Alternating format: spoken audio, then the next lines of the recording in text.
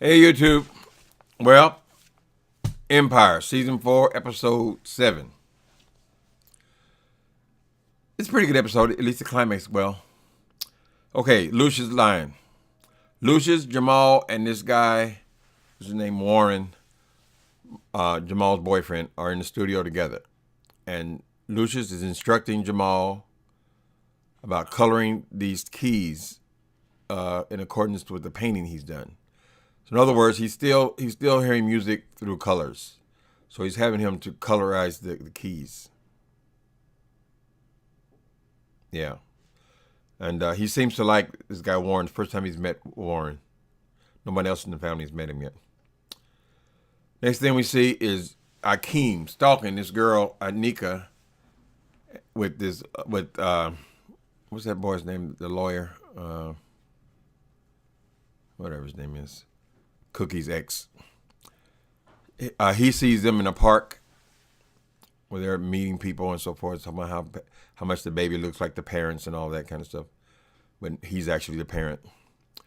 So he's about to make some kind of move on this child. I don't know if he plans on just grabbing the child or making a scene, but Thirsty pops out of the bushes, and while Hakeem has been following Anika, what is that boy's name? Anika and Angelo. Angelo's his name. Thirsty has been following Hakeem, keeping an eye on him. Tells him not to do anything stupid. Lucius is working on it. Eddie, Eddie's a big record producer. He's there, and he is pushing the employees way too hard. The engineers, technicians. He's making them work through the night. He's giving them no time off. He's giving them no holidays off until they get this 2020 thing done. But he's pushing them too hard, and they are on the verge of strike. He's having particular problems with this one guy who is actually Portia's boyfriend, whose name is Calvin. Calvin's kind of snaps back at him, and Eddie is not giving in.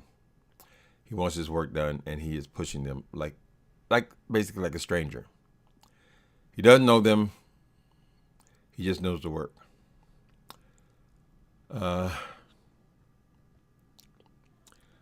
Okay, so Lucius. Okay, next thing we see is Lucius. He pays Anika a visit. He already said that he's going to take care of the situation with Bella, right? Then he went through all of this drama about Bella, right? Nika winning the sole custody. So now Lucius shows up at her door, and he's got a deal for her. He says his memory was washed, but he is getting his memory back. And he remembers how badly Anika was trying to maneuver for her baby to become the sole heir of Empire. He said he's aware of that. But he said what he's willing to do is make her a co-heir with the boys. His 3 sons plus Bella would all be equal owners in the company, should something happen to him. And she is suspicious, but she's saying, can I get that in writing? And he said, yeah, as soon as you share custody. Well, hell, if it could have been worked out that easily, why'd they go through the whole court thing anyway? Lucius said last week that he was not going to be going through the courts anymore. So I think it would be best for her health to deal with him, because the next thing, the other option is she come up missing. So, okay. She agrees to this. Is that supposed to happen right away? Because in addition to that, he wants to see the baby. So she's going to make an arrangement for all of them to see the baby for a visit. This episode is going to climax with that visit. So stay tuned. Don't go to the restroom right now. Okay, the engineers have decided they want to strike. Eddie is not giving them anything on this, any kind of compromise. He's not giving them any time off. They're working all through the night, and they have decided to strike, being led by Portia's boyfriend, who is Calvin.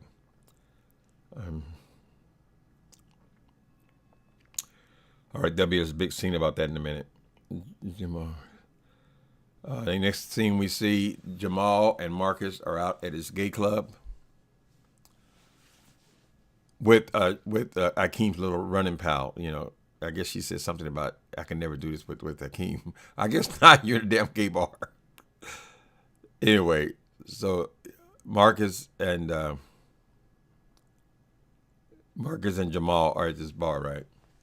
And they're being cruised by this bartender who, I guess, left his post sitting in the bar to dance. He's on the dance floor and he's giving them energy. So they're both checking him out. And so Marcus says, well, why don't we invite him home? And Jamal says, what? I haven't gotten the impression that Jamal's the three-way type. Anyway, Marcus says, yeah, let's try it. We never tried it. I've never done it. You never done it. Jamal says, yeah, I've had every opportunity imaginable, but it's just not my thing. And he said, even if I did do it, I wouldn't be doing what she called the boy Opie. Why always got to have all these little racial little things thrown in, but it is what it is. That's the way people are. So if we did do it, it wouldn't be with him. That's basically what he's saying. Marcus is not going to let this go. So a couple of scenes later, we see him. They have brought this good-looking guy, young guy, home with them. They're in Jamal's apartment. Supposedly they had his three-way. Now, I know from experience that rarely works out. At least it never worked out with me. It's always the third person. One of the people ends up in the kitchen slamming pots or in the bathroom dropping stuff on the floor, making noises like they ain't going for it. In other words, I don't like the way you're looking at my husband. He's paying more attention to one than the other.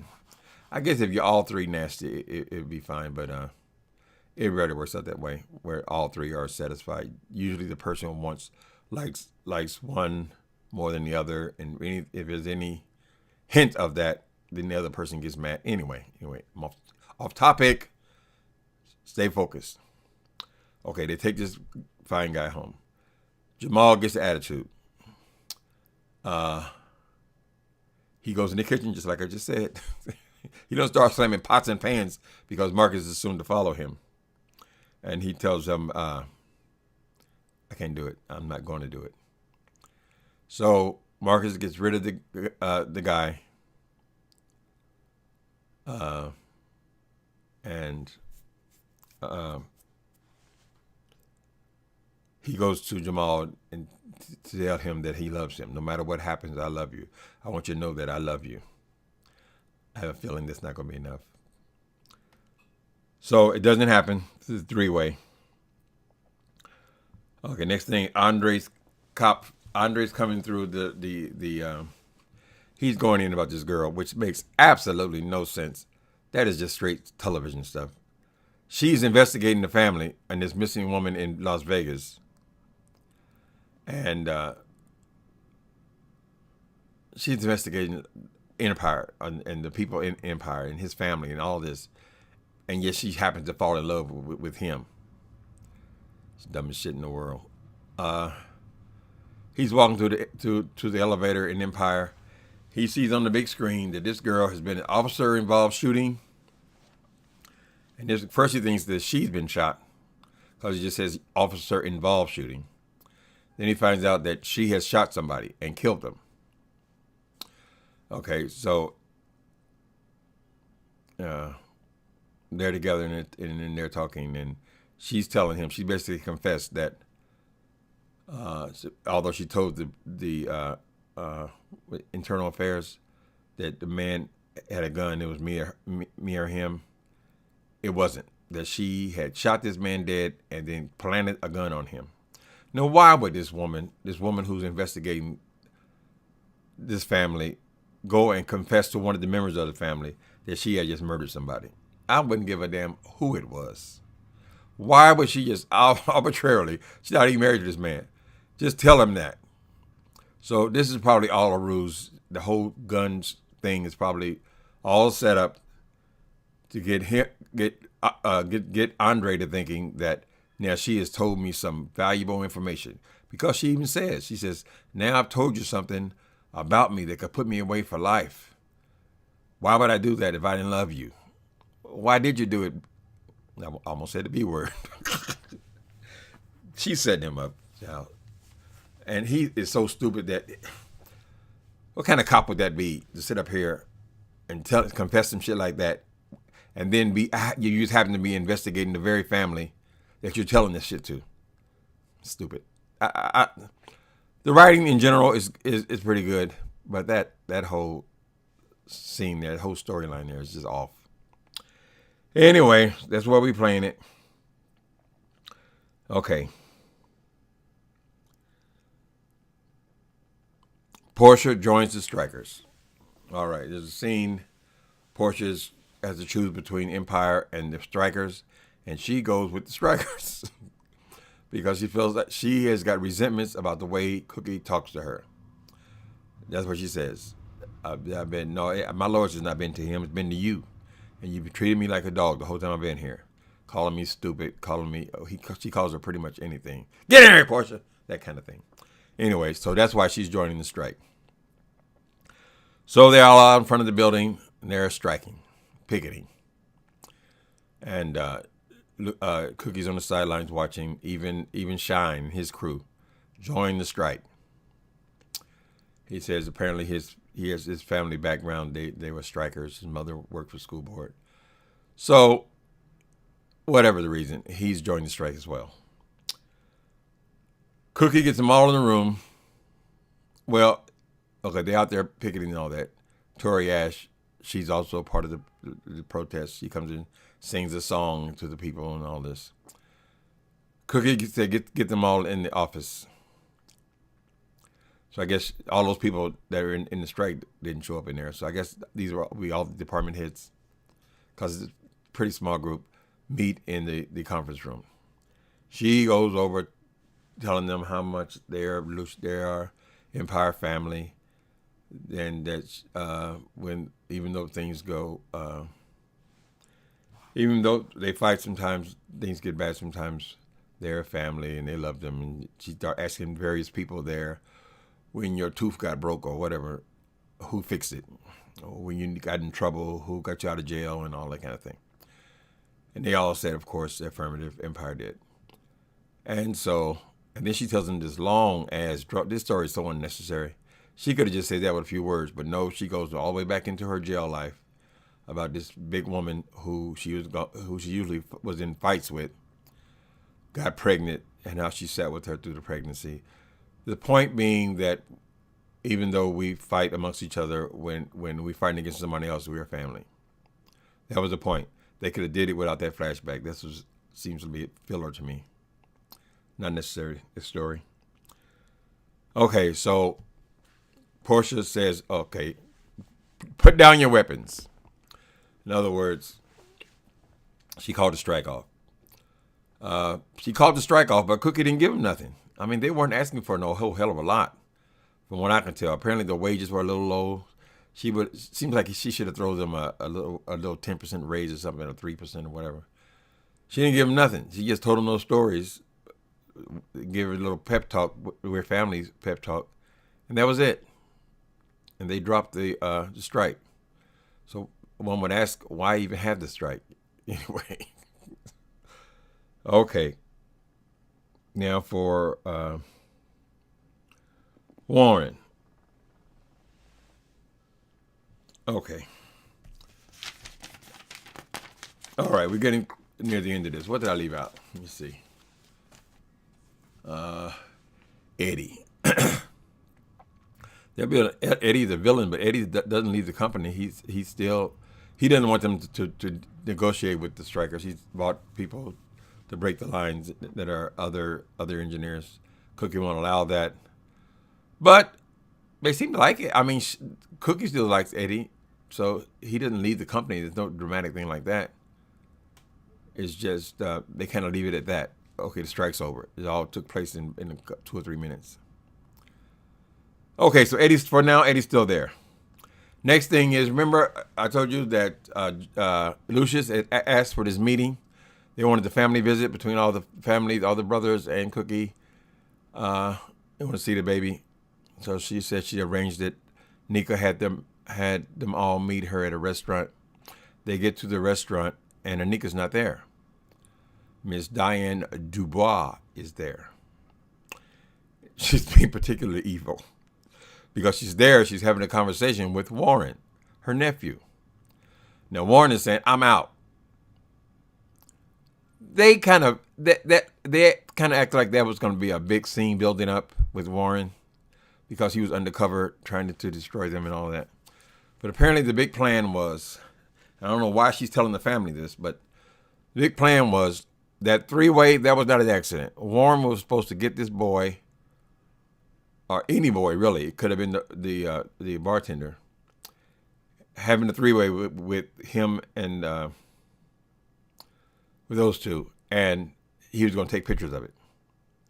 So they were going to blackmail him in that way. Now, I don't know what the big deal would be. I don't think straight people are that interested in what you're doing in the bedroom. You're gay, that's it, right? I don't give a damn. I don't think they care if you have a three-way or not, but that was her plan. Now, to my amazement, she tells the whole family the plan. Because when they walk into the restaurant, they see her sitting there and him sitting there. Of course, everybody, especially Jamal, wants to know, what are you doing here? And she said, "Oh, that's my nephew." And then she tells them all exactly what he was supposed to do. "Oh, he doesn't. You in love with him, aren't you? Oh, he never loved you. He was supposed to get you to have a three-way." She tells them lays the whole thing out, right? Now everybody, the hatred, the daggers are coming out of their eyes. Ordinarily, this is where Lucius start cracking heads, but he's got one leg, remember, and it's not his battle.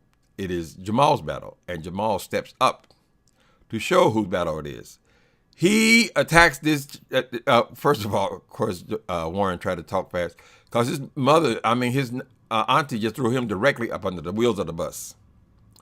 Before he could say anything, Jamal has punched the man in the mouth and got onto him, and I believe the word is plummeted him, and hit him in the mouth many times. And after he was through with the mouth and the face, he got to kicking, stomping, and he beat the shit out of this boy. Whooped the hell out of him and left him laying on the floor. Right? And Miss Dubois said, "Oh, why would she do that to her nephew?" She felt that he was weak. That's why she set the whole thing up to tell on him. So I don't know how she benefits by getting his ass kicked. But maybe that's part of her plan. But Cookie assures her, eye contact, "We coming for you, bitch." That's not my word. That's Cookie's word. We are coming for you, bitch. So we're going to get more battle between the Dubois and the Lions. And I believe that's pretty much where there was a little scene outside where